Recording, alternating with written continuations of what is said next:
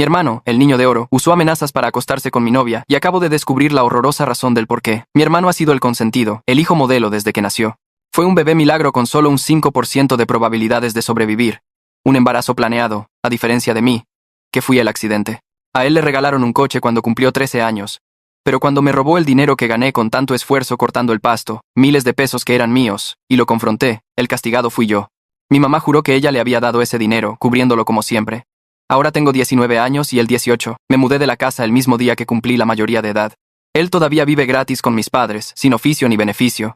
Mi exnovia, a quien llamaremos Diana, y yo salimos durante casi un año. Nos conocimos en el gimnasio, y me enamoré perdidamente. Ella fue mi primer amor. Diana sabía de mi familia tóxica y me ayudó a plantarles cara. Por eso ellos la odiaban. Ella me enseñó a decir que no. Mi hermano estaba obsesionado con ella, hacía comentarios asquerosos sobre lo que le haría. Una vez dijo que le jalaría su cabello rubio hasta arrancárselo para poder venirse en su cabeza brillante. Nos peleamos a golpes por eso, pero mis padres se pusieron de su lado, como siempre. 8 meses después de mudarme, entré al departamento de Diana para sorprenderla y la encontré con mi hermano. Mi mundo se hizo pedazos. La mujer que amaba con la persona que había hecho de mi vida un infierno. Lo corrí a patadas de ahí, y luego le exigí a Diana que me dijera por qué. Entre lágrimas, me explicó que él la había estado mensajeando por meses, y, cuando ella lo rechazó, amenazó con esparcir rumores sobre ella, arruinar su reputación a menos que se acostara con él regularmente. Asustada, ella cedió. Me mostró las conversaciones y estaba diciendo la verdad. Lo entendí, pero no pude perdonarla. Ella pudo habérmelo dicho, tomar capturas de pantalla, pero eligió obedecer. Confronté a mis padres, me llamaron mentiroso y mi hermano negó todo. Ellos le creyeron. Fue entonces cuando decidí vengarme. Conseguí las capturas de pantalla de Diana, esas conversaciones donde se veía claro el chantaje. Llevo meses planeando esto. Mi hermano consiguió novia hace poco, no sé cómo, pero tengo las pruebas y un solo mensaje a ella lo destruiría. Las conversaciones muestran claramente la coerción, posiblemente ilegal, y aunque no lo fuera, su vida social se acabaría. Ayer estaba listo para enviarle todo a su novia, Sara. Tenía su Instagram abierto, las fotos adjuntas y el mensaje escrito, pero entonces Diana me llamó y me dijo, no lo hagas. Le pregunté por qué, que él se lo merecía, y ella soltó la bomba. Estoy embarazada, se me heló la sangre. ¿Qué? Tengo 4 meses, es de él. Le dije, dijiste que la aventura terminó cuando los atrapé. Ella respondió, y así fue, pero ya estaba embarazada. Él no lo sabe y no puede saberlo nunca. Lo voy a tener, pero si lo expones, si esto se hace público, este bebé crecerá con esa sombra, por favor. Colgué y borré el mensaje para Sara, pero no había terminado, necesitaba pensar. Esta mañana recibí un mensaje de texto de un número desconocido que decía, deja de escarbar o todos se enterarán de lo que realmente le pasó al profesor Pérez. El profesor Pérez, nuestro maestro de preparatoria que murió en un accidente de auto en nuestro último año. Llegó otro mensaje. Tu hermano no era el único siguiendo a Diana esa noche. Mis manos temblaban. ¿Qué querían decir con siguiendo a Diana? Sonó el teléfono, número desconocido. No te acuerdas, ¿verdad? Dijo una voz que no reconocí. ¿Acordarme de qué? La noche que murió el profe Pérez. ¿Tú estabas ahí? No, no estaba, yo estaba en casa. Estaba siguiendo a Diana. Ella se iba a ver con alguien y tú pensaste que te estaba poniendo el cuerno. Mi mente empezó a correr a 1000 por hora. Último año de prepa, Diana y yo tuvimos una pelea. Ella dijo que iba a estudiar con amigos, pero la voz continuó. La seguiste a casa de Pérez, encontraste su coche ahí, estabas furioso. Confrontaste a Pérez cuando salió, lo empujaste, él se cayó y se golpeó la cabeza contra el concreto. Huiste, le grité, estás mintiendo. Revisa tu viejo celular, el que pensaste que perdiste en la prepa. Tus padres lo tienen en la caja fuerte de la oficina de tu papá. Te han estado protegiendo. Mis padres me odian, respondí. No, te han mantenido distante para protegerte. Tu hermano lo descubrió y lo ha estado usando como ventaja. ¿Ventaja para qué? Para todo. El dinero que robó, se lo dieron para que se quedara callado. ¿El favoritismo? La misma razón. ¿Diana? Él le mostró el video. ¿Qué video? Tus padres instalaron cámaras después de que empezaste a escaparte. Tienen grabaciones de ti llegando a casa esa noche con los nudillos ensangrentados. Sangre de Pérez. Mis nudillos. Recordé despertar con los nudillos raspados en el último año. Dije que había golpeado una pared después de la pelea con Diana. La voz siguió. Si expones a tu hermano, él libera todo. Tú caes por homicidio. Fue un accidente, pero no importa. Lo dejaste morir. Eso es homicidio involuntario como mínimo. ¿Quién eres? Alguien que sabe la verdad. Revisa la caja fuerte. La combinación es tu cumpleaños al revés. Colgaron. Manejé hasta casa de mis padres, no estaban. Me metí por mi vieja ventana, encontré la oficina de papá y la caja fuerte se abrió. Mi viejo celular estaba adentro. Lo prendí con un cargador viejo y revisé las fotos de esa noche. Ahí estaba yo, afuera de la casa de Pérez. Hora: 11:47 de la tarde. Siguiente foto. Pérez en el suelo. Yo estaba parado sobre él, pero algo estaba mal con la foto, el ángulo. Alguien más tomó esto. Deslicé a la siguiente. Era yo, subiéndome a mi coche, pero en el reflejo de la ventana, apenas visible, estaba mi hermano sosteniendo una cámara. Él estaba ahí. Él vio todo. La última foto hizo que se me congelara la sangre. Era Pérez, después de que yo me fui todavía en el suelo, pero ahora mi hermano estaba parado sobre él sosteniendo una piedra. La hora, 11:52 de la tarde. La hora oficial de muerte de Pérez fue 11:53 de la tarde. Yo no maté a Pérez. Mi hermano lo hizo, y me ha estado incriminando por ello desde entonces. Mi teléfono vibró. Mensaje de mi hermano. Te vi entrar a la casa. Encontraste las fotos. Bien, ahora sabes por qué nunca me vas a exponer. Pero aquí está lo que no sabes. Diana no está embarazada de mi bebé. Está embarazada de Pérez, de antes de que muriera. He estado protegiendo su secreto también. Todos tenemos sangre en las manos, hermanito. La pregunta es, ¿la sangre de quién importa más? Escuché un coche llegar. Mis padres estaban en casa. Me quedé congelado en la oficina de papá, con el viejo celular en la mano. Las puertas del coche se cerraron afuera, sonaron las llaves. La voz de mi mamá dijo algo que no entendí. Metí el teléfono en el bolsillo de mi chamarra y me moví rápido hacia la ventana. La puerta principal se abrió abajo, pasos en el pasillo. Me trepé por el marco de la ventana tratando de no hacer ruido. Mi pie se atoró en el borde y casi me caigo, pero me agarré de la orilla. Me dejé caer al suelo afuera y corrí agachado a lo largo de la casa. Sus voces se escuchaban a través de las paredes, hablando de la despensa o la cena, cosas normales. Corrí por la calle hasta donde había estacionado mi coche a 3 cuadras. Mis manos temblaban tanto que se me cayeron las llaves 2 veces tratando de meterlas en el encendido. El motor arrancó y me fui, checando el espejo cada 2 segundos para ver si alguien me seguía. Manejé a través de la ciudad hasta el estacionamiento de una cafetería cerca del centro comercial. Me senté en mi coche con el motor apagado. Saqué el teléfono otra vez. Mis dedos dejaron marcas de sudor en la pantalla mientras pasaba las fotos una vez más. Las horas contaban la historia completa. 11:47 de la tarde, yo parado sobre Pérez. 11:49 de la tarde, yo subiéndome a mi coche. 11:52 de la tarde, mi hermano parado sobre Pérez con una piedra levantada. El ángulo de esa última foto era claro. Alguien más la tomó, o tal vez puso la cámara en algún lado, pero la evidencia estaba ahí. Pérez murió a las 11:53 de la tarde según el reporte oficial. Un minuto después de esa foto, mi hermano lo mató. No fui yo. Yo dejé a Pérez vivo, lastimado sí, sangrando de donde se golpeó la cabeza, pero vivo. Mi hermano lo terminó. Mi teléfono vibró en el portavasos. Mensaje de mi hermano. ¿Dónde estás? Otra vibración. Tenemos que hablar. Otra. Sé que encontraste el teléfono. Puse mi teléfono boca abajo y lo ignoré. ¿Quién era la llamada desconocida? ¿Cómo sabían de las fotos? ¿Cómo sabían la combinación de la caja fuerte? La voz dijo que sabían la verdad, pero ¿cuál verdad? ¿Que mi hermano mató a Pérez o algo más? Me dolía la cabeza tratando de entender. Necesitaba hablar con alguien que ya supiera parte de este desastre. Llamé a Diana. Contestó al primer tono. Su voz sonaba tensa y asustada. ¿Te contactó sobre el embarazo? Parpadeé. ¿Qué? Ella tomó un respiro tembloroso. ¿Tu hermano? ¿Te dijo que mentí? Se me cayó el estómago hasta los pies. Diana, ¿de qué estás hablando? Empezó a llorar. No estoy embarazada, nunca lo estuve. Él me obligó a decirte eso. Dijo que si no te detenía de exponerlo, me lastimaría de verdad esta vez. Así que mentí sobre estar embarazada para que te echaras para atrás. Apreté el volante tan fuerte que mis nudillos se pusieron blancos. Ese hijo de la chingada. Diana sollozaba en el teléfono. Lo siento tanto, he tenido tanto miedo. Sigue apareciendo en mi departamento. Me manda textos sobre lo que hará si hablo con alguien. No puedo dormir, no puedo comer, solo quiero que esto termine. Le dije que respirara, que tenía algo importante que mostrarle, algo que cambiaba todo. Encontré pruebas, le dije. Pruebas reales de que él mató a Pérez. Fotos con la hora exacta. Evidencia que podría meterlo a la cárcel. Diana se quedó callada un segundo. Luego empezó a llorar más fuerte pero diferente, como con alivio. Dios mío, ¿en serio? Le dije que sí, le conté del teléfono y la caja fuerte, de las fotos mostrando a mi hermano con la piedra y de cómo yo no maté a Pérez después de todo. Tienes que ir a la policía, dijo Diana. Su voz se hizo más fuerte. Ahora mismo, antes de que él se entere que tienes esto. Es peligroso, más peligroso de lo que pensábamos. Sabía que tenía razón, pero ir a la policía significaba admitir que empujé a Pérez esa noche. Explicar por qué huí. Significaba que mis padres sabrían que me metí a su casa. Diana siguió hablando. Por favor, va a lastimar a alguien más. Tal vez a mí, tal vez a ti, tal vez a su nueva novia. Tiene que ser detenido. Le prometí que se me ocurriría algo. Le dije que cerrara sus puertas con llave y no contestara si él iba. Dijo que sí y colgó. Me quedé en el estacionamiento otra hora solo pensando. El sol empezaba a bajar. Mi teléfono seguía vibrando con textos de mi hermano. No los leí. Alrededor de las 6 de la tarde recordé algo.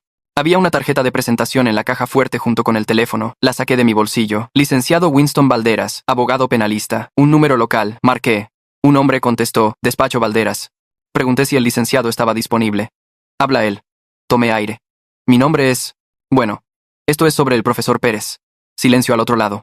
Luego Valderas se aclaró la garganta. Creo que deberíamos vernos. Esta noche si es posible. ¿Dónde estás?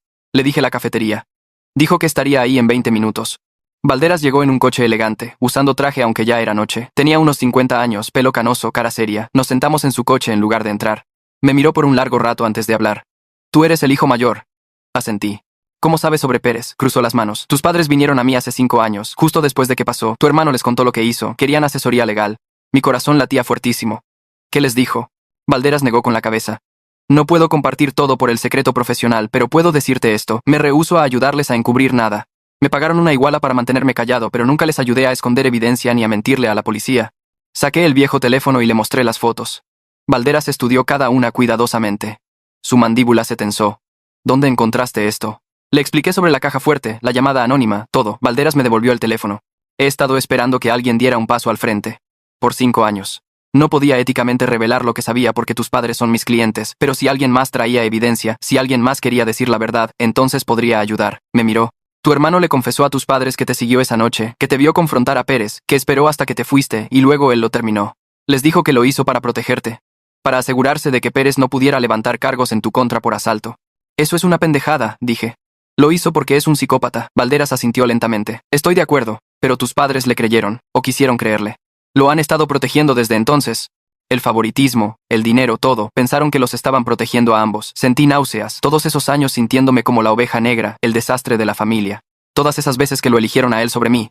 Era culpa.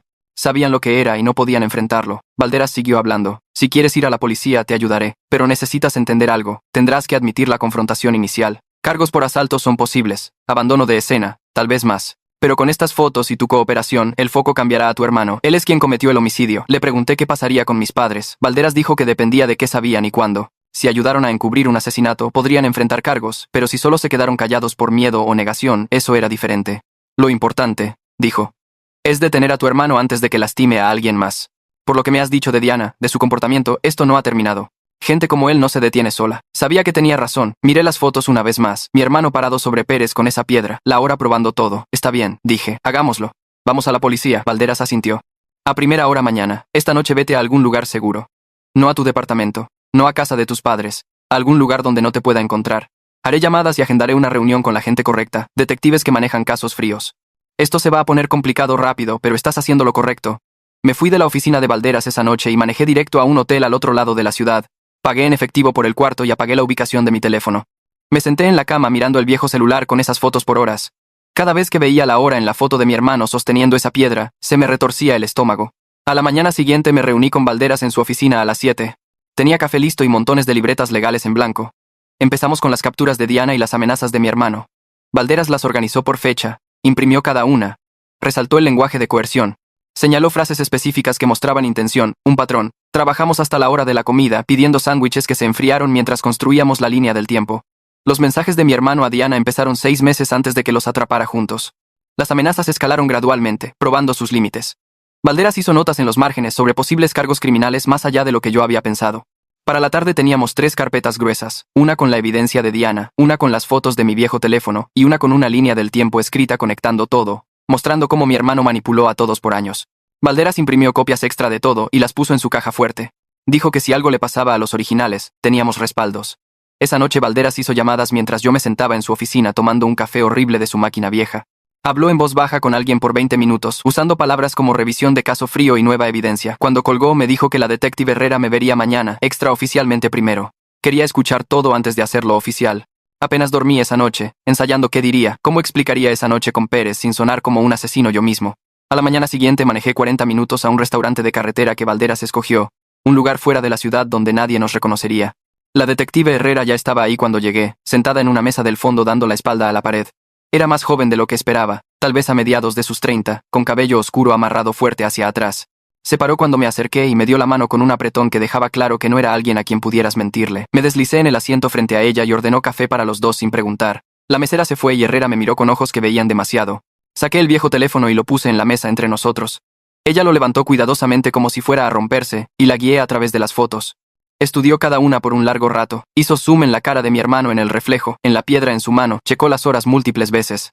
Preguntó sobre esa noche en detalle, a qué hora salí de mi casa, por qué seguía a Diana, qué dijo Pérez cuando salió, qué tan fuerte lo empujé, si estaba consciente cuando me fui. Contesté todo tan honestamente como pude. Mi voz temblando cuando admití que había estado tan enojado que tal vez lo hubiera matado yo mismo si mi hermano no lo hubiera terminado. Herrera tomaba notas en una pequeña libreta, su letra apretada y precisa. Preguntó sobre el comportamiento de mi hermano a través de los años, el favoritismo de mis padres, el dinero robado, su obsesión con Diana. Le conté de los comentarios asquerosos que hacía, la forma en que siempre se salía con la suya. Me preguntó si creía que era capaz de asesinar, y dije que sabía que lo era porque había visto la prueba. Después de una hora, dejó su pluma, y me miró fijamente. Dijo que la investigación original de la muerte de Pérez tenía problemas que le molestaban. La severidad de las heridas en la cabeza no coincidía con una simple caída en concreto. El forense notó que el patrón de la herida sugería un objeto pesado, posiblemente una roca, pero nunca encontraron una en la escena. Sacó su propio teléfono y me mostró fotos de la escena del crimen que yo nunca había visto. La cabeza de Pérez había sido hundida de un lado. El daño era masivo, mucho peor de lo que una caída podría causar. Señaló la piedra en la mano de mi hermano en la foto de mi viejo celular. Dijo que el tamaño y la forma coincidían con el patrón de la herida exactamente. Me explicó que necesitaría dar una declaración oficial admitiendo la confrontación inicial con Pérez. Cargos por asalto eran posibles, abandonar la escena de un herido, tal vez más dependiendo de cómo lo viera el fiscal, pero dijo que mi cooperación importaría. Las fotos probaban que mi hermano fue quien realmente mató a Pérez, no yo. Valderas había seguido mi coche al restaurante y se sentó en la barra todo el tiempo. Ahora se acercó y se sentó junto a mí. Le dijo a Herrera que estaba dispuesto a dar una declaración completa y cooperar totalmente. Preguntó qué tipo de tiempos estábamos manejando. Herrera dijo que necesitaría informar a su capitán, conseguir aprobación para una investigación formal, probablemente conseguir una orden de cateo para la casa de mis padres para confiscar evidencia. Pensó que podríamos hacer mi declaración mañana en la estación. A la mañana siguiente, me senté en una sala de interrogatorios en la estación de policía con Valderas a mi lado y la detective Herrera al otro lado de la mesa. Una cámara en la esquina grababa todo. Herrera me leyó mis derechos aunque no estaba bajo arresto. Valderas dijo que era procedimiento estándar. Pasé 3 horas recorriendo cada detalle de esa noche hace 5 años. Mi pelea con Diana ese día, mis celos y enojo. Seguirla a casa de Pérez. Confrontarlo cuando salió. Empujarlo lo suficientemente fuerte para que cayera y se golpeara la cabeza en el concreto. Ver sangre en mis nudillos. Entrar en pánico y correr a mi coche, manejar a casa y mentirle a mis padres sobre golpear una pared. Admití que había estado asustado y fui egoísta. Admití que debía haber llamado ayuda en lugar de correr. Admití que había vivido con culpa por 5 años pensando que tal vez yo lo había matado. Pero también expliqué que no sabía que mi hermano me había seguido, no sabía que había esperado hasta que me fui para terminar lo que empecé, no sabía que había estado usando eso como chantaje contra toda mi familia. Herrera hizo preguntas que me obligaron a enfrentar cosas en las que trataba de no pensar. Si había querido a Pérez muerto, si había ido ahí planeando lastimarlo, si alguna vez le había dicho a alguien la verdad. Contesté todo honestamente, mi voz quebrándose cuando describí el momento en que encontré esas fotos y me di cuenta de que mi hermano me había dejado creer que era un asesino por 5 años. Cuando terminamos, Valderas me acompañó a mi coche. Dijo que había hecho lo correcto y que la parte difícil había terminado, pero yo sabía que no era así. La parte difícil era ver lo que venía después. 2 días más tarde, me estacioné calle abajo de la casa de mis padres y vi llegar a las patrullas. La detective Herrera había conseguido su orden. Oficiales uniformados rodearon la casa. Mis padres salieron al jardín luciendo confundidos y luego devastados mientras los oficiales explicaban que estaban buscando evidencia relacionada con la muerte de Pérez. Vi a mi mamá colapsar en el pasto, vi a mi papá tratar de discutir con los oficiales, vi cómo eventualmente dejaron a mis padres entrar para observar el cateo. Me senté en mi coche por 2 horas mientras revisaban todo. Cuando finalmente se fueron, llevaban cajas de evidencia, incluyendo la caja fuerte de mi papá. Esa tarde, mi teléfono empezó a explotar con llamadas y mensajes. Mi hermano había sido arrestado en el supermercado donde trabajaba medio tiempo acomodando estantes. Lo acusaron de homicidio calificado en 2º grado. La noticia se esparció por nuestro pequeño pueblo como fuego. Gente con la que no había hablado desde la prepa me mandaba mensajes preguntando si era verdad, qué había pasado realmente, si yo lo sabía todo el tiempo. Ignoré a la mayoría y apagué mi teléfono. Mi mamá llamó 17 veces antes de que finalmente contestara. Estaba gritando tan fuerte que tuve que alejar el teléfono de mi oído. Dijo que había destruido a la familia, que había traicionado a mi propio hermano, que era un mentiroso y un traidor y que nunca me perdonaría. Esperé hasta que paró para respirar, y luego le dije que ella destruyó esta familia años atrás cuando eligió proteger a un asesino en lugar de conseguirle ayuda. Le dije que había escogido al hijo equivocado para creer en él, y ahora tendría que vivir con eso. Luego colgué y bloqueé su número. Esa noche, Diana llamó llorando tan fuerte que apenas podía entenderla. Dijo que había escuchado sobre el arresto de mi hermano en las noticias, que había estado teniendo ataques de pánico por meses, no podía dormir sin revisar sus puertas y ventanas múltiples veces cada noche. Dijo que saber que él finalmente estaba bajo custodia, se sentía como si pudiera respirar de nuevo por primera vez en más de un año. Le mandé mensaje a Diana pidiéndole vernos y aceptó de inmediato. Escogimos una cafetería al otro lado de la ciudad donde nadie nos reconociera. Llegué primero y me senté en la esquina del fondo mirando la puerta. Cuando entró, apenas la reconocí. Había perdido peso y su cabello estaba amarrado en una cola de caballo despeinada en lugar del estilo arreglado que solía usar. Círculos oscuros bajo sus ojos la hacían ver 10 años mayor. Me vio y caminó hacia mí, deslizándose en el asiento de enfrente sin decir nada. Solo nos miramos por un minuto. Luego empezó a llorar, no el llanto bonito de las películas, sino el tipo feo donde toda tu cara se arruga y no puedes respirar bien. Sentí mis propios ojos humedecerse y traté de pelearlo, pero no pude. Los dos nos sentamos ahí llorando en esta cafetería cualquiera mientras la gente nos miraba. Finalmente se limpió la cara con una servilleta y empezó a hablar. Me contó cómo mi hermano le mandó mensaje primero 6 meses después de empezar nuestra relación diciendo que solo quería ser amigos. Luego los mensajes se pusieron raros preguntando qué traía puesto o si pensaba en él. Cuando le dijo que parara, él apareció en su departamento una noche, dijo que tenía fotos de ella cambiándose que tomó a través de su ventana. Dijo que se las mandaría a todos, incluyendo a su familia y su jefe, a menos que ella hiciera lo que él quería. Me mostró los moretones en sus brazos, 5 marcas oscuras en cada lado donde dedos habían apretado lo suficiente para dejar huella. Él la había agarrado la semana pasada cuando ella dijo que no podía verlo más. Le dijo que ella no decidía cuándo terminaban. Las marcas empezaban a ponerse amarillas en las orillas, pero todavía se veían dolorosas. Quise matarlo de nuevo. La detective Herrera me llamó al día siguiente, preguntando si Diana estaría dispuesta a dar una declaración. Le dije que preguntaría, pero no podía prometer nada. Diana me sorprendió diciendo que sí inmediatamente. Dijo que había terminado de tener miedo y quería que mi hermano pagara por todo lo que había hecho. Nos vimos en la estación de policía, y Herrera llevó a Diana a una sala de interrogatorios por 3 horas. Cuando salieron, Diana se veía exhausta, pero también más ligera de alguna forma, como si hubiera estado cargando algo pesado y finalmente lo soltó. Herrera me dijo que Diana había proporcionado meses de mensajes amenazantes que mi hermano envió, descripciones detalladas de múltiples asaltos y una línea del tiempo que coincidía con otra evidencia que habían encontrado. El fiscal estaba agregando cargos de coerción y asalto sexual al caso de mi hermano. Cada cargo conllevaba tiempo serio en prisión. Diana me abrazó antes de irse y susurró, gracias, en mi oído. No supe qué decir, así que solo la abracé de vuelta. Mis padres contrataron a un abogado carísimo de la ciudad para defender a mi hermano. Su nombre estaba en espectaculares por todo el pueblo anunciando sus grandes victorias en casos criminales. Valderas me llamó 2 días después sonando cansado y molesto. Me dijo que el abogado defensor ya estaba tratando de voltear todo el caso, alegando que yo era el verdadero asesino que incriminó a su inocente hermano menor por celos y despecho. El abogado planeaba argumentar que manipulé la evidencia y convencí a Diana de mentir porque quería venganza por mi hermano saliendo con ella. Valderas dijo que era una estrategia desesperada, pero los jurados pueden ser impredecibles. Me advirtió que las cosas se iban a poner feas antes de mejorar. La defensa atacaría mi carácter, sacaría cada error que hubiera cometido, trataría de pintarme como una persona enojada y violenta capaz de matar. Necesitaba estar listo para que la gente creyera lo peor de mí. Unos días después recibí un mensaje de Facebook de alguien en quien no había pensado en años. Luis, el mejor amigo de mi hermano toda la prepa. Eran inseparables hasta que Luis se fue a la universidad a otro estado, y perdieron contacto. Su mensaje decía que tenía información sobre la muerte de Pérez y necesitábamos hablar. Yo estaba sospechoso, pero acepté verlo en un bar en el centro. Ya estaba ahí cuando llegué, tomándose una cerveza y viéndose nervioso. No perdió tiempo con charla trivial.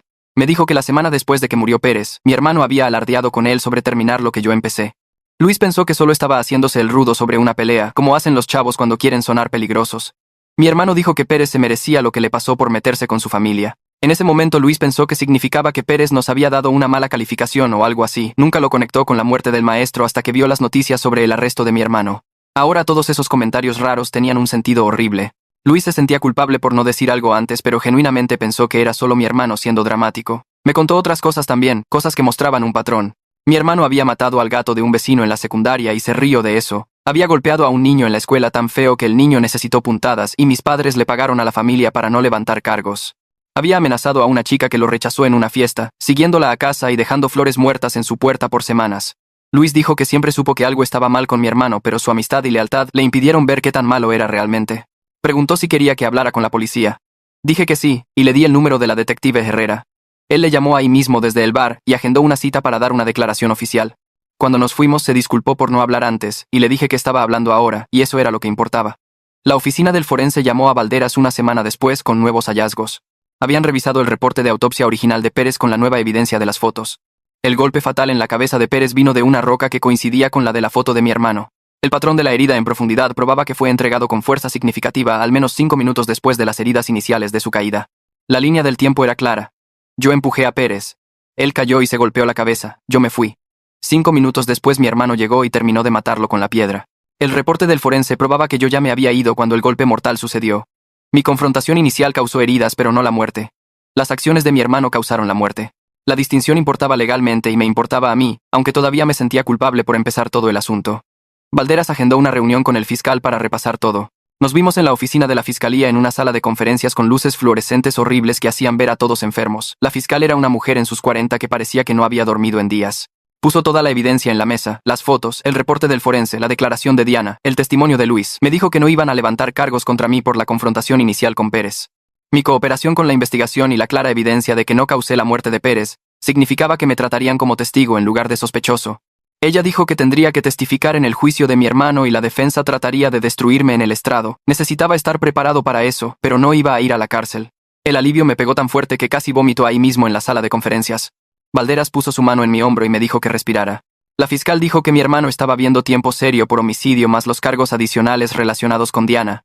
Si era condenado por todo, estaría en prisión por décadas. A la mañana siguiente desperté con docenas de textos y llamadas perdidas. El abogado defensor de mi hermano había filtrado una historia a las noticias locales pintándome como un novio celoso, que mató a su maestro en un ataque de ira y luego incriminó a su inocente hermano menor para cubrirlo. El artículo incluía detalles sobre Diana, llamándola una testigo poco confiable con un historial de relaciones con ambos hermanos. La describía como una mujer que nos jugó en contra del otro y ahora estaba mintiendo para protegerme. Leerlo hizo que mi sangre hirviera. Estaban atacando el carácter y privacidad de Diana para defender a un asesino. La sección de comentarios era aún peor. Gente que no sabía nada de la historia real llamando a Diana nombres terribles y diciendo que yo era obviamente culpable. Algunos me defendían, pero la mayoría parecía creer la versión de la defensa. Llamé a Valderas en pánico y me dijo que me mantuviera fuera de redes sociales y no respondiera a nadie. Valderas trabajó conmigo para preparar una declaración para los medios con los hechos reales y la línea del tiempo. Pusimos la evidencia claramente.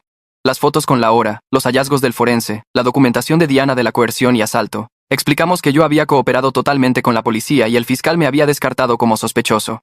Valderas tenía contactos en varios noticieros y les envió la declaración junto con copias de evidencia clave. En 2 días, múltiples organizaciones de noticias retomaron la historia real. La opinión pública empezó a cambiar mientras la gente veía la clara evidencia mostrando que mi hermano había cometido asesinato. La narrativa cambió de hermano celoso a tragedia familiar con un niño de oro sociópata.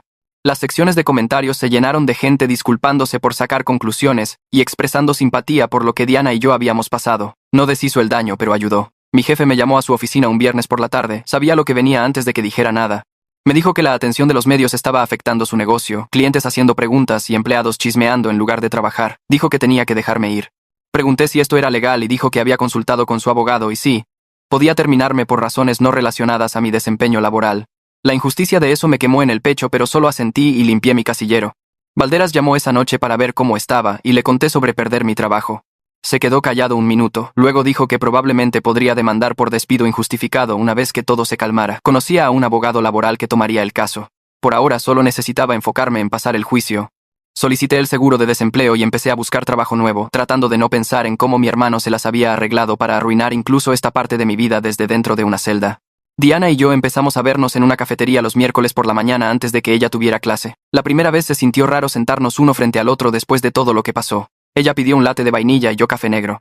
No hablamos de mi hermano o el caso por los primeros 20 minutos. Me contó sobre sus clases y cómo su compañera de cuarto seguía robándose su comida del refri. Le conté sobre el nuevo trabajo de almacén que buscaba y cómo mi jefe anterior era un idiota. Se sintió casi normal hasta que ella se estiró a través de la mesa y apretó mi mano. Dijo que sentía mucho todo y dije que lo sabía. No estábamos saliendo otra vez, y probablemente nunca lo haríamos, pero nos entendíamos de una forma que nadie más podía. Cada miércoles después de eso, nos veíamos en el mismo lugar y hablábamos de las cosas legales mezcladas con cosas de la vida normal. Me enseñó sus moretones de donde mi hermano la agarró y quise golpear una pared, pero solo escuché. Estábamos construyendo algo nuevo que no era romance, pero se sentía importante de todos modos. Mis padres aparecieron en mi departamento un sábado por la mañana 2 semanas después. Escuché el toque y miré por la mirilla para verlos a ambos parados ahí. Mamá había estado llorando y papá se veía enojado. No abrí la puerta. Papá empezó a golpear pidiéndome que los dejara entrar para que pudiéramos hablar como una familia. Le grité a través de la puerta que dejamos de ser una familia cuando eligieron proteger a un asesino. Él gritó de vuelta que estaban tratando de proteger a ambos hijos y mantener a todos a salvo. Le dije que proteger a un asesino no es amor, es complicidad, y que hicieron su elección años atrás. Mamá estaba llorando más fuerte ahora rogándome que entendiera que estaban asustados y no sabían qué hacer. Dije que sabían exactamente qué hacer, solo eligieron mal cada maldita vez. Papá amenazó con tirar la puerta y dije que llamaría a la policía si lo intentaba. Se fueron después de 10 minutos más de gritar a través de la madera. Me senté en mi sillón temblando por 1 hora después de que se fueron. La detective Herrera me llamó 3 días después diciendo que encontró a la persona que me mandó esos primeros textos anónimos. Me pidió ir a la estación y manejé ahí durante mi hora de comida. Me llevó a una sala de interrogatorios donde una mujer en sus 30 estaba sentada viéndose culpable y asustada. La mujer dijo que su nombre era Raquel y trabajaba como paralegal de Valderas. Tenía acceso a todos sus archivos, incluyendo las notas de cuando mis padres lo consultaron hace 5 años. Leyó todo sobre lo que mi hermano hizo y lo que mis padres estaban escondiendo. Dijo que no podía dormir en la noche sabiendo la verdad y no haciendo nada al respecto. Así que encontró mi número y decidió empujarme hacia descubrir la evidencia yo mismo. Valderas entró viéndose furioso y le preguntó a Raquel cómo pudo violar el secreto profesional así. Ella empezó a llorar diciendo que sabía que estaba mal, pero a veces hacer lo correcto significa romper las reglas. La cara de Valderas se suavizó un poco y dijo que entendía su lucha, aunque puso toda su práctica en riesgo. La detective Herrera dijo que Raquel no enfrentaría cargos ya que no reveló directamente información privilegiada, solo me apuntó hacia la evidencia. Raquel se disculpó conmigo y le dije que me alegraba que lo hiciera aunque todo el asunto fuera complicado. La audiencia preliminar pasó en un martes frío de noviembre. Valderas me vio afuera de la corte y repasó que esperar una vez más. Caminamos a través de seguridad hacia una sala que olía a madera vieja y cera para pisos. Mi hermano estaba sentado en la mesa de la defensa en un traje naranja con su abogado junto a él. se volteó y me miró con puro odio en los ojos. La fiscal me llamó al estrado y juré decir la verdad. Me pidió describir qué pasó la noche que Pérez murió. Expliqué cómo seguía a Diana a casa de Pérez, porque pensé que me engañaba. Describí confrontar a Pérez cuando salió y empujarlo enojado. Dije que cayó y se golpeó la cabeza en el concreto y entré en pánico y me fui. Mi hermano seguía mirándome todo el tiempo como si quisiera matarme ahí mismo. La fiscal preguntó a qué hora me fui, y dije alrededor de las 11:48 basado en las fotos. Preguntó si Pérez estaba vivo cuando me fui y dije que sí, estaba consciente y sentándose cuando me subí a mi coche. El abogado de mi hermano empezó a pararse pero la juez le dijo que esperara su turno. El abogado de mi hermano se paró para el contrainterrogatorio viéndose confiado. Preguntó si tenía alguna prueba de que Pérez estaba vivo cuando me fui además de mi palabra. Dije que las fotos mostraban la hora, y el forense confirmó que el golpe fatal vino después. Sugirió que pude haber regresado después de tomar las fotos y terminar lo que empecé. Valderas saltó objetando y diciendo que eso era especulación sin ninguna evidencia. La juez estuvo de acuerdo y le dijo al abogado defensor que se apegara a los hechos reales. Intentó un ángulo diferente preguntando por qué nunca confesé sobre la confrontación si era inocente. Dije que estaba asustado y tenía 17 años y no sabía que Pérez moriría. Preguntó si estaba mintiendo ahora para salvarme culpando a mi hermano. Valderas objetó otra vez diciendo que estaba acosando al testigo. La juez sostuvo la objeción y advirtió al abogado defensor que avanzara o se sentara. Hizo 3 preguntas más tratando de hacerme tropezar pero mantuve mis respuestas simples y honestas. Finalmente se rindió y dijo no más preguntas. Bajé sintiendo que había pasado por una guerra. Diana testificó después y observé desde la galería mientras caminaba al estrado. Su voz temblaba cuando juró. La fiscal le pidió describir el comportamiento de mi hermano hacia ella. Diana explicó cómo la mensajeaba constantemente después de que empezamos a salir haciendo comentarios sexuales asquerosos. Dijo que cuando lo bloqueó él creó cuentas nuevas y siguió acosándola. Describió cómo amenazó con esparcir rumores sobre ella si no lo veía. Su voz se hizo más fuerte mientras hablaba de la primera vez que la forzó a estar con él en su coche detrás del gimnasio. Le mostró a la juez copias impresas de sus mensajes amenazantes. Mi hermano le sonrió burlonamente desde la mesa de defensa como si todo esto fuera gracioso para él. La juez lo notó y le dijo que controlara sus expresiones faciales o lo sacaría de la sala. Dejó de sonreír pero sus ojos se quedaron fríos. Diana describió meses de tener miedo de decir no porque él dijo que arruinaría su vida. Lloró cuando explicó qué tan aliviada se sintió cuando lo arrestaron. La fiscal le agradeció y se sentó. El abogado de mi hermano declinó contrainterrogar, lo cual fue probablemente inteligente ya que cualquier cosa que preguntara haría ver peor a mi hermano. Luis testificó después de la comida viéndose nervioso en camisa y corbata. La fiscal preguntó cómo conocía a mi hermano y Luis dijo que eran mejores amigos desde la secundaria hasta la prepa. Preguntó si mi hermano alguna vez habló de la muerte de Pérez. Luis dijo que sí, como una semana después de que pasó mi hermano estaba borracho en una fiesta y alardeó de terminar lo que yo empecé. Dijo que mi hermano describió seguirme esa noche y verme empujar a Pérez. Luis explicó que mi hermano le dijo que esperó hasta que me fui, luego caminó hacia Pérez y le aplastó la cabeza con una roca. La fiscal preguntó si mi hermano dijo por qué lo hizo. Luis dijo que mi hermano afirmó que Pérez se lo merecía por meterse con niñas de prepa y que le estaba haciendo un favor a todos. Preguntó sobre otro comportamiento preocupante. Luis describió cómo mi hermano solía torturar gatos en su patio y presumir de ello.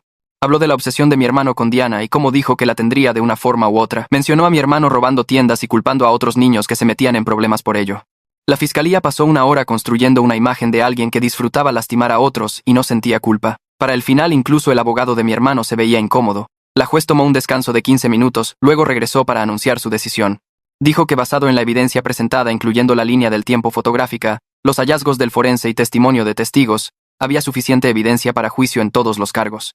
Los listó en voz alta: homicidio calificado en segundo grado, coerción sexual y asalto. El abogado de mi hermano pidió fianza diciendo que su cliente tenía lazos familiares fuertes y ningún récord criminal previo. La fiscal argumentó que era un riesgo de fuga y un peligro para testigos, especialmente Diana y yo. La juez estuvo de acuerdo con la fiscalía. Dijo que dada la severidad de los cargos y amenazas creíbles a testigos, mi hermano permanecería en custodia sin fianza hasta el juicio. La cara de mi hermano se puso roja y empezó a pararse, pero su abogado lo jaló hacia abajo. La juez puso fecha de juicio para 4 meses después y nos despidió. Salí de la corte sintiendo que finalmente podía respirar. Empecé a ver a una terapeuta llamada Bianca 2 semanas después de la audiencia. Valderas la recomendó diciendo que trabajaba con gente lidiando con trauma familiar. Su oficina estaba en un edificio tranquilo con plantas por todos lados y música suave. Tenía ojos amables y no me presionaba a hablar antes de estar listo. Le conté sobre la culpa que sentía por empujar a Pérez aunque no lo maté. Expliqué cómo seguía repitiendo ese momento preguntándome si solo me hubiera ido sin confrontarlo, él seguiría vivo. Ella escuchó sin juzgar y hizo preguntas que me hicieron pensar más profundo. Hablamos de mi hermano y mis padres y cómo crecer en esa casa me jodió.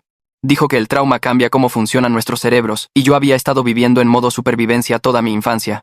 Me dio ejercicios para manejar la ansiedad y la culpa. Cada sesión ayudaba un poco aunque los sentimientos pesados no se iban. Bianca explicó algo importante durante nuestra 4ª sesión que se me quedó grabado. Dijo que yo estaba teniendo una respuesta normal a una situación anormal.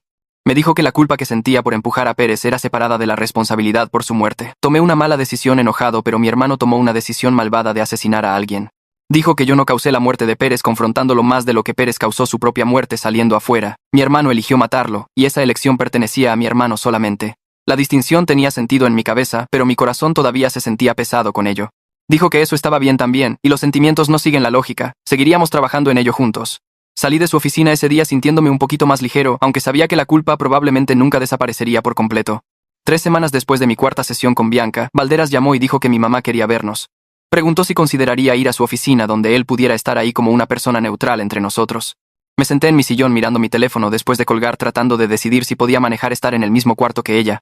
Parte de mí quería decirle a Valderas que no, y mantener la distancia que había construido los últimos meses. Pero otra parte necesitaba escuchar qué tenía que decir aunque doliera. Le mandé mensaje a Valderas y acepté vernos el siguiente martes a las 2 de la tarde. Los días antes de eso se arrastraron lento mientras mi estómago seguía hecho nudos.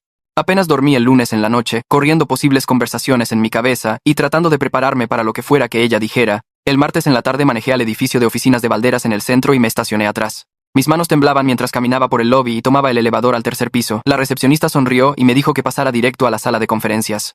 Empujé la puerta y encontré a mamá ya sentada en la mesa larga con Valderas frente a ella. Se veía más pequeña de lo que recordaba, su cara cansada y sus ojos rojos como si hubiera estado llorando por días. Valderas se paró y me dio la mano, luego señaló para que me sentara al final de la mesa entre ellos. Nadie habló por un largo momento mientras yo miraba el patrón de la madera y trataba de calmar mi respiración.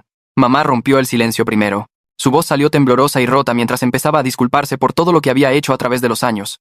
Lloró mientras hablaba de cómo siempre había favorecido a mi hermano porque era su bebé milagro y sentía que le debía todo por sobrevivir. Admitió que sabía que algo estaba mal con él incluso cuando era joven, la forma en que lastimaba a animales y mentía sin ninguna culpa en su cara. Pero no podía aceptar que su niño milagro fuera capaz de maldad real, así que hizo excusas y lo cubrió y eligió creer sus mentiras sobre la verdad. Dijo que supo del asesinato de Pérez a las semanas de que pasó porque mi hermano le dijo, alardeando de cómo había protegido a la familia, asegurándose de que Pérez nunca pudiera decirle a nadie lo que sabía. Ella debió haberlo entregado ahí mismo, pero en lugar de eso ayudó a papá a esconder la evidencia y mantenerme en la oscuridad. Cada vez que me miraba después de esa noche, se sentía enferma de culpa. Pero aún así eligió a mi hermano sobre hacer lo correcto. Escuché sin interrumpir mientras hablaba, viendo lágrimas correr por su cara y gotear en la mesa. Cuando finalmente paró y solo se sentó ahí llorando, tomé un respiro profundo y le dije la verdad. Su disculpa no arreglaba nada ni traía a Pérez de vuelta a la vida. No borraba los años de favoritismo o el daño que causó eligiendo a mi hermano sobre mí una y otra vez. Pero apreciaba que finalmente fuera honesta en lugar de hacer más excusas. No estábamos bien, y tal vez nunca estaríamos bien, pero al menos la verdad estaba afuera entre nosotros ahora. Asintió y se limpió los ojos. Luego preguntó si podíamos tal vez intentar construir algo nuevo con el tiempo. Dije tal vez. Pero necesitaba espacio, y ella tenía que respetar que yo no estaba listo para perdonar todavía. Valderas se aclaró la garganta y sugirió terminar la reunión ahí ya que habíamos hecho buen progreso. Mamá se paró y se estiró hacia mí como queriendo un abrazo, pero di un paso atrás y ella bajó la mano. Salí de la sala de conferencias sintiéndome drenado pero también más ligero de alguna forma, como si un peso que había estado cargando se hubiera movido aunque no desapareciera completamente. 2 semanas después, Valderas llamó de nuevo con noticias sobre mi papá. Dijo que papá se rehusaba a disculparse o incluso verme, insistiendo que la evidencia contra mi hermano era solo circunstancial y la policía se había precipitado. Papá seguía apoyando a mi hermano completamente, y visitándolo en la cárcel cada semana, llevándole dinero y diciéndole que fuera fuerte. La voz de Valderas se puso más baja cuando me dijo la siguiente parte. Mamá había solicitado la separación y se mudó de la casa a un departamento pequeño al otro lado de la ciudad. Finalmente había elegido la realidad sobre la versión de eventos de papá donde nuestra familia solo estaba siendo perseguida injustamente. Le agradecí a Valderas por dejarme saber, y colgué sintiendo una mezcla extraña de tristeza y alivio. El matrimonio de mis padres estaba terminando por la verdad saliendo, lo cual se sentía pesado, pero mamá finalmente se estaba liberando del control de papá y la negación en la que ambos vivieron por años. Esa misma semana, Diana me llamó sonando emocionada y nerviosa al mismo tiempo. Había sido aceptada en un programa de posgrado para trabajo social en una universidad en otro estado, una beca completa que le permitiría empezar de nuevo en otro lado. Pero no estaba segura si debía irse o quedarse para el juicio de mi hermano, ya que el fiscal podría necesitarla para testificar de nuevo. Le dije que se fuera sin dudarlo. Ya había sido lo suficientemente valiente para testificar en la audiencia preliminar y dar su declaración a la policía. Había hecho todo lo requerido de ella y más. Ahora, merecía vivir su vida y avanzar en lugar de quedarse atorada en esta pesadilla esperando un juicio que tal vez no pasaría por meses. Prometí mantenerla actualizada sobre cualquier cosa importante y le agradecí por ser lo suficientemente fuerte para decir la verdad cuando importaba. Lloró un poco y dijo que estaba orgullosa de mí también por no rendirme cuando hubiera sido más fácil solo dejar que mi hermano se saliera con la suya. Hablamos por otra hora sobre su programa y sus planes y me sentí genuinamente feliz por ella de una forma que no había esperado. Ella iba a estar bien y eso me importaba aunque nunca recuperaríamos lo que perdimos. Empecé a buscar trabajo la siguiente semana porque necesitaba algo estable y normal en mi vida. El trabajo de almacén que perdí todavía dolía, pero encontré vacantes para posiciones similares en otras compañías. Un lugar me llamó a entrevista 3 días después de aplicar. El gerente era un tipo en sus 50 llamado Ricardo que tenía una actitud directa y no perdía tiempo con charla trivial. Preguntó sobre mi historia laboral y disponibilidad, luego mencionó que había visto mi nombre en las noticias. Me tensé esperando que dijera que no podía contratarme por la atención mediática. En su lugar se encogió de hombros y dijo que no le importaba mi drama familiar mientras llegara a tiempo e hiciera mi chamba. Me ofreció la posición ahí mismo con mejor paga que mi último trabajo y seguro médico después de 90 días. Acepté y empecé el siguiente lunes agradecido de tener a dónde ir cada día donde la gente me tratara como una persona normal en lugar de alguien conectado a un caso de asesinato. La rutina del trabajo ayudó a mantenerme con los pies en la tierra mientras todo lo demás seguía caótico. Me despertaba a las 5:30, llegaba al almacén a las 6:45 y pasaba 8 horas moviendo cajas y manejando inventario. Mis compañeros eran amigables pero mantenían su distancia, lo cual me venía bien. No necesitaba nuevos amigos, solo un cheque y una razón para salir de mi departamento. Ricardo resultó ser un buen jefe que daba instrucciones claras y no estaba encima de uno.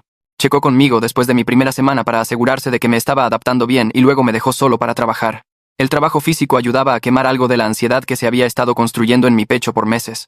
Para cuando llegaba a casa cada noche estaba demasiado cansado para sobrepensar todo, lo cual se sentía como un alivio. Valderas llamó a principios de noviembre para decirme que la fecha del juicio había sido fijada para dentro de 3 meses en febrero. Quería vernos y prepararme para qué esperar cuando testificara. Nos sentamos en su oficina la siguiente tarde mientras me guiaba a través del proceso paso a paso. La fiscalía me llamaría como uno de sus testigos clave, ya que podía testificar sobre el comportamiento de mi hermano a través de los años y qué pasó la noche que murió Pérez. Valderas se sentía confiado de que la evidencia era lo suficientemente fuerte para que el jurado condenara, pero me advirtió que los juicios podían ser impredecibles. Los jurados a veces tomaban decisiones que no coincidían con los hechos y el abogado de mi hermano trataría duro de crear duda. Me entrenó en cómo contestar preguntas claramente y apegarme a los hechos sin ponerme emocional o defensivo. Practicamos por 2 horas hasta que me sentí más preparado, aunque el pensamiento de sentarme en esa corte todavía hacía que mi estómago diera vueltas. Una semana antes de Acción de Gracias, Valderas llamó con noticias inesperadas. El abogado de mi hermano se había acercado al fiscal sobre un acuerdo de culpabilidad. Estaban ofreciendo declararse culpables de homicidio involuntario en lugar de asesinato a cambio de una sentencia más ligera, probablemente alrededor de 10 a 15 años, en lugar de los 25 a cadena perpetua que enfrentaba. Le pregunté a Valderas si el fiscal lo estaba considerando y dijo que no. El fiscal creía que la evidencia claramente mostraba premeditación, ya que mi hermano había recogido una roca y golpeado a Pérez deliberadamente después de que yo ya me había ido. Eso lo hacía homicidio calificado en 2º grado como mínimo, no solo involuntario. El fiscal no estaba interesado en dejar a mi hermano salir fácil solo para evitar un juicio. Valderas dijo que esto eran buenas noticias en realidad porque significaba que sabían que su caso era débil y estaban tratando de minimizar el daño. Me sentí aliviado escuchando eso, aunque parte de mí se preguntaba si una condena garantizada a través de un acuerdo podría ser mejor que arriesgar un juicio. La carta llegó a mi buzón un martes a principios de diciembre. Reconocí la letra de mi hermano en el sobre inmediatamente y casi la tiro sin abrirla, pero la curiosidad me ganó y la abrí mientras estaba parado en mi cocina.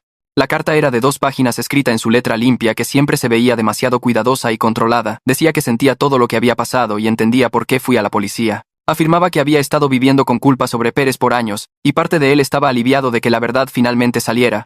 Luego el propósito real de la carta se volvió claro. Me pedía contactar al fiscal y decirles que aceptaran el acuerdo por el bien de nuestra familia. Dijo que mamá estaba batallando con la separación y el estrés de un juicio destruiría lo que quedaba de ella. Prometió que si le ayudaba a conseguir la sentencia más ligera me dejaría en paz para siempre una vez que saliera. Leí la carta 2 veces, luego la rompí en pedazos pequeños y los tiré a la basura. Era solo otro intento de manipulación tratando de usar mi culpa y mi preocupación por mamá para obtener lo que quería. No iba a caer en eso otra vez. Sara me mandó mensaje en Instagram una semana después preguntando si podíamos hablar.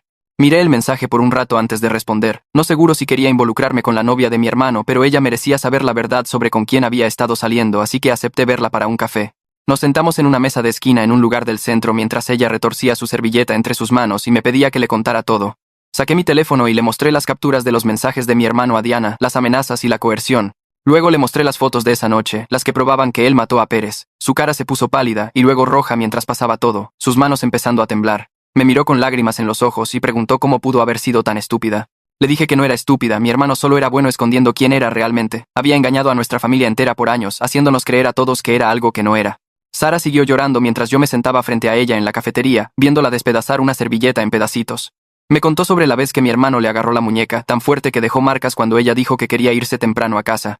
Ella lo justificó como él, estando estresado por buscar trabajo, aunque nunca buscó trabajo realmente. Habló de cómo checaba su teléfono constantemente, y se enojaba si no contestaba en minutos.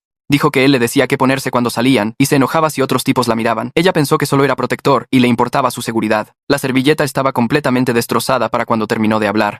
Le pregunté si estaría dispuesta a decirle al fiscal todo esto y asintió inmediatamente. Dijo que se sentía estúpida por no ver las señales, pero le dije que mi hermano era bueno escondiendo quién era realmente. Caminamos a la oficina del fiscal juntos esa tarde y Sara dio una declaración formal sobre su comportamiento controlador y su obsesión con hacer que la gente le tuviera miedo.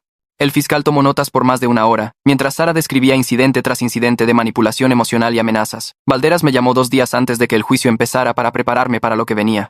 Nos vimos en su oficina y me guió a través del proceso entero de selección del jurado. Explicó que tomaría al menos 2 días completos escoger a 12 personas que pudieran ser justas e imparciales. Me dijo que la defensa trataría de encontrar jurados que pudieran simpatizar con mi hermano o dudar de la evidencia. Dijo que necesitaba estar listo para la dificultad emocional de sentarme en esa corte y revivir la peor noche de mi vida frente a completos extraños. Me advirtió que el abogado defensor trataría de hacerme ver mal y cuestionar cada detalle de mi historia. Me dijo que mantuviera la calma sin importar qué dijeran, y solo dijera la verdad exactamente como pasó. Practicamos preguntas por horas hasta que mi garganta estaba adolorida de hablar. Valderas me hizo pasar por la línea del tiempo una y otra vez hasta que pude recitar cada detalle sin dudar. El juicio empezó un lunes por la mañana a finales de septiembre. Me senté en la galería viendo a los jurados potenciales entrar a la sala uno por uno. La juez les hizo preguntas básicas sobre su habilidad para ser justos y si conocían a alguien involucrado en el caso. El fiscal preguntó sobre sus puntos de vista en evidencia circunstancial y si podían condenar basados en fotos y testimonio de testigos. El abogado de mi hermano preguntó si creían que los miembros de familia mentirían para protegerse el uno al otro. El proceso se alargó por horas con gente siendo descartada por varias razones. Algunos admitieron que no podían ser imparciales porque habían escuchado del caso en las noticias. Otros dijeron que tenían experiencias personales que harían difícil juzgar justamente. Para el final del primer día, solo 6 jurados fueron seleccionados. El segundo día se movió más rápido, y para la tarde tenían los 12 completos más 2 alternos. Estudié sus caras tratando de adivinar qué estaban pensando, pero todos se veían neutrales y serios. La fiscalía empezó a presentar su caso el miércoles por la mañana. La fiscal se paró frente al jurado y expuso la línea del tiempo de esa noche en términos simples y claros. Les mostró las fotos de mi viejo teléfono con las horas probando que dejé a Pérez vivo. Trajo al forense quien explicó que el golpe fatal vino de una roca al menos 5 minutos después de las heridas iniciales. Presentó evidencia forense mostrando que la roca en la mano de mi hermano coincidía con la herida que mató a Pérez. Llamó a Luis para testificar sobre la confesión de mi hermano la semana después de la muerte. Trajo expertos que analizaron las fotos y confirmaron que no habían sido alteradas o manipuladas. Le mostró al jurado los mensajes amenazantes de mi hermano a Diana y explicó cómo había estado usando la muerte de Pérez para controlar a nuestra familia entera. La evidencia se apiló día tras día hasta que incluso el abogado caro de mi hermano empezó a verse derrotado.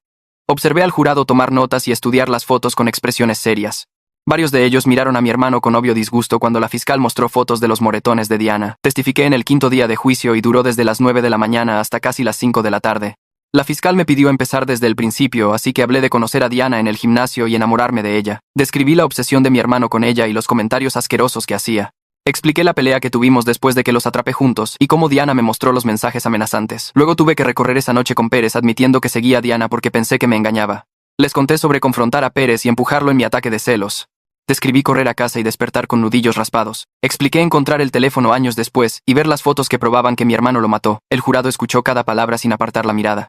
Varios de ellos miraron a mi hermano con claro asco en sus caras cuando describí sus años de manipulación y amenazas. La fiscal hizo preguntas detalladas sobre cada aspecto de mi relación con Diana y el comportamiento de mi hermano. Mi voz tembló cuando hablé del momento en que me di cuenta que mi hermano había asesinado a alguien e incriminado a mí por ello. La defensa de mi hermano empezó su caso el lunes siguiente. Su abogado trató de sugerir duda razonable, alegando que pude haber regresado después de tomar las fotos. Argumentó que las horas podrían estar mal, y las fotos no probaban quién entregó realmente el golpe fatal. Trajo a su propio experto quien dijo que era posible que yo regresara a la escena. Pero no tenían evidencia física apoyando su teoría y su línea del tiempo no tenía sentido. La fiscalía refutó fácilmente cada argumento con declaraciones de testigos, poniéndome en casa dentro de 20 minutos de dejar la casa de Pérez. Mi vecina testificó que me vio entrar a mi cochera a medianoche. Mi mamá admitió en el estrado que yo estaba en casa cuando me revisó a las 12:15. La defensa no tenía nada sólido con qué trabajar y su caso se desmoronó rápidamente. Trataron de pintarme como un novio celoso capaz de matar, pero la evidencia claramente mostraba que dejé a Pérez vivo. Descansaron su caso después de solo 3 días porque no tenían a dónde más ir. Los argumentos de cierre pasaron el miércoles siguiente. El abogado defensor dio un resumen débil tratando una última vez de sugerir que yo era el verdadero asesino. Luego la fiscal se paró y dio un discurso poderoso sobre cómo mi hermano asesinó a Pérez y pasó 5 años aterrorizando a su propia familia para cubrirlo. Guió al jurado a través de cada pieza de evidencia, mostrando a mi hermano parado sobre el cuerpo de Pérez con una roca. Les recordó su confesión a Luis y su patrón de controlar gente a través del miedo. Describió cómo coaccionó a Diana y manipuló a nuestros padres para protegerlo. Le pidió al jurado hacerlo responsable por tomar la vida de un hombre y destruir múltiples familias en el proceso. Varios jurados asintieron mientras hablaba. La fiscal se sentó y la juez le dio al jurado sus instrucciones antes de enviarlos a deliberar. El jurado regresó después de 6 horas. Me senté en la galería con mis manos agarrando la banca frente a mí mientras la juez preguntaba si habían llegado a un veredicto. El presidente del jurado se paró y dijo que encontraron a mi hermano culpable de todos los cargos: homicidio calificado en segundo grado por matar a Pérez, coerción por amenazar a Diana, asalto sexual por forzarla a una relación a través de amenazas. Mi hermano no mostró absolutamente ninguna emoción cuando los veredictos fueron leídos. Su cara se quedó en blanco como si estuviera viendo algo aburrido en la televisión. Sentí esta mezcla complicada de alivio y tristeza al lavarme. Alivio de que la verdad finalmente estaba afuera y él enfrentaría consecuencias. Tristeza de que llegó a esto y nuestra familia nunca se recuperaría. Mamá sollozaba en la fila detrás de mí mientras papá se sentaba con cara de piedra rehusándose a aceptar la realidad. La sentencia pasó 3 semanas después en la misma sala. La juez revisó la evidencia y el veredicto del jurado antes de anunciar la sentencia: 25 años a cadena perpetua por el asesinato. Tiempo consecutivo adicional por los cargos de coerción y asalto. La juez dijo que mi hermano sería elegible para libertad condicional a mediados de sus 40 si mostraba rehabilitación genuina y remordimiento. Mi hermano finalmente mostró algo de emoción, su mandíbula tensándose por solo un segundo antes de ponerse en blanco otra vez. El alguacil lo sacó de la sala esposado y en ropa naranja de cárcel. Lo vi desaparecer por la puerta sabiendo que tal vez nunca lo vería otra vez fuera de una sala de visitas de prisión. Una mujer se me acercó en el pasillo después de la sentencia. Tenía los ojos de Pérez y su sonrisa amable. Se presentó como su hermana y me agradeció por finalmente traer al asesino de su hermano a la justicia. Ambos empezamos a llorar ahí mismo en el pasillo de la corte mientras me decía que nunca creyó la historia del accidente. Dijo que siempre supo que alguien era responsable de la muerte de su hermano, pero la policía cerró el caso demasiado rápido. Me abrazó y dijo que su familia finalmente podría tener algo de paz sabiendo la verdad. Me disculpé por mi rol en esa noche, y me dijo que yo era solo un niño que cometió un error. Dijo que mi hermano tomó una decisión de matar y eso no era mi culpa. 2 semanas después, asistí a un panel de impacto a víctimas en la corte. La familia de Pérez se sentó en la primera fila mientras un facilitador les pedía compartir memorias de él. Su hermana habló de cómo siempre quiso ser maestro desde que era joven. Su madre describió su paciencia con estudiantes con problemas y cómo se quedaba después de la escuela a ayudar a cualquiera que lo necesitara. Su padre mostró fotos de vacaciones familiares y fiestas que nunca tendrían otra vez. Hablaron sobre el hueco que su muerte dejó en su familia y cómo todavía ponían un lugar para él en Acción de Gracias por hábito. Escuchar sobre el maestro que era y la vida que mi hermano robó hizo que el peso de esa noche presionara mi pecho hasta que apenas podía respirar. Me senté ahí entendiendo por primera vez el alcance completo de lo que pasó esa noche y todas las vidas que destruyó. Las sesiones de terapia con Bianca se convirtieron en mi ancla en las semanas después de la sentencia. Ella tenía esta forma de desglosar lo que pasó en piezas que yo podía mirar realmente sin querer correr. Nos sentábamos en su oficina cada martes por la tarde y ella seguía empujándome a separar mis acciones de las decisiones de mi hermano. Yo empujé a Pérez y él cayó. Eso era verdad.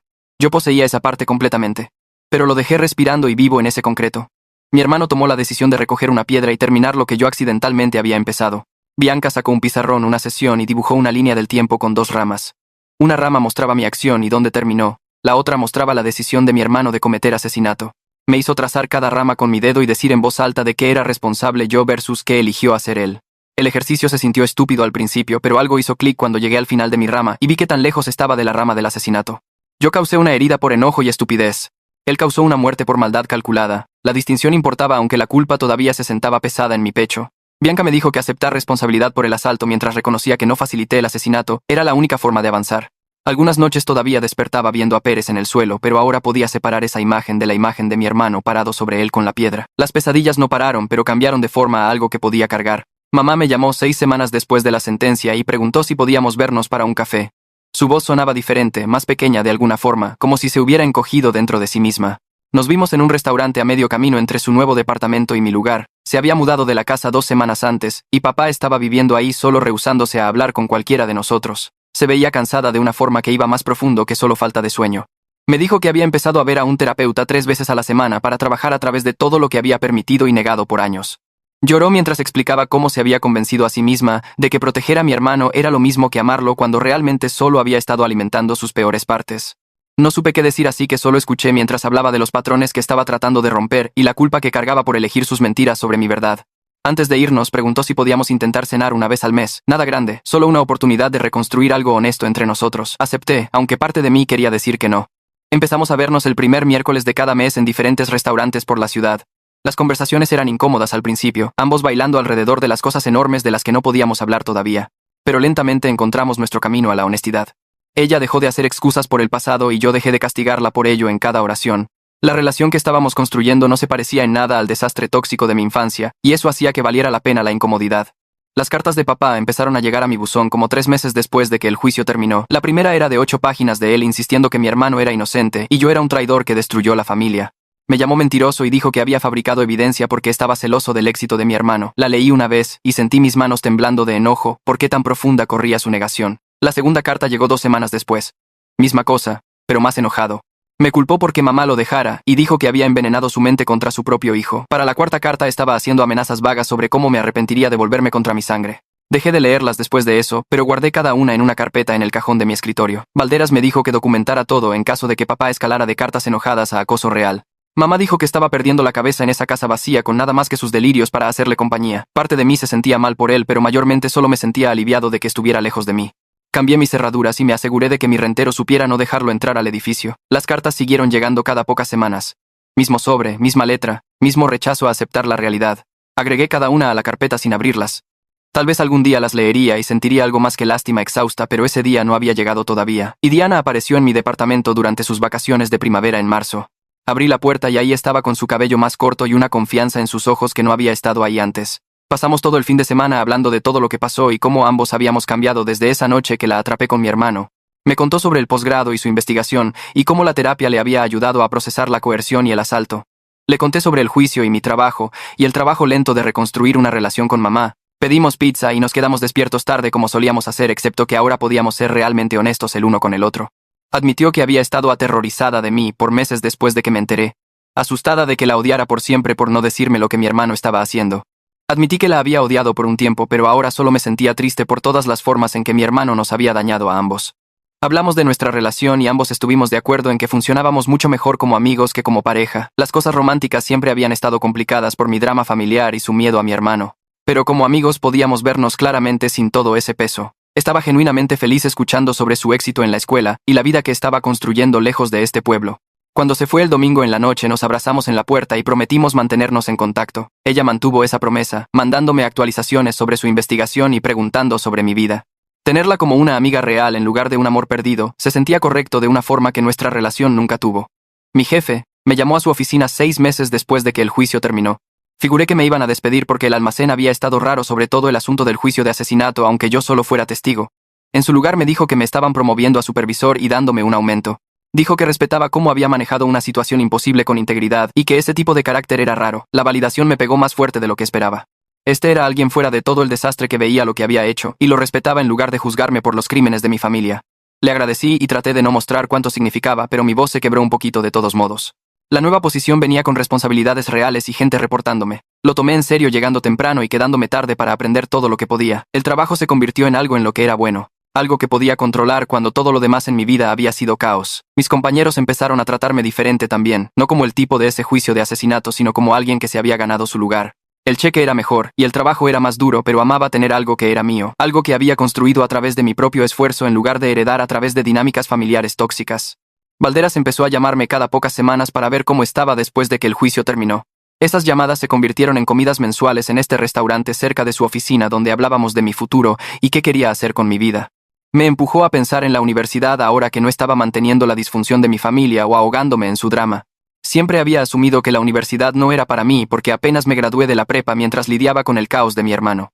Pero Valderas seguía diciendo que era más inteligente de lo que me daba crédito y que solo nunca tuve la oportunidad de aprender cuando era mi elección, en lugar del requerimiento de alguien más. Me ayudó a aplicar a la universidad comunitaria y averiguar la ayuda financiera.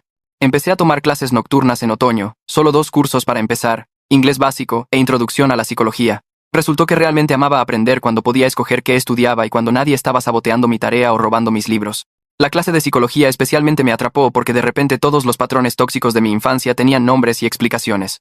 Empecé a entender por qué mis padres permitían a mi hermano y por qué yo había pasado tantos años tratando de ganar amor de gente que no era capaz de darlo. Valderas me vio para comer después de que mi primer semestre terminó, y había sacado 10 en ambas clases. Sonrió y dijo que sabía que podía hacerlo, solo necesitaba el espacio para probármelo a mí mismo. Esas comidas mensuales se convirtieron en algo que esperaba con ansias. Este tipo mayor que creía en mí sin ninguna agenda o manipulación. Un año después de la condena de mi hermano manejé al cementerio donde Pérez estaba enterrado.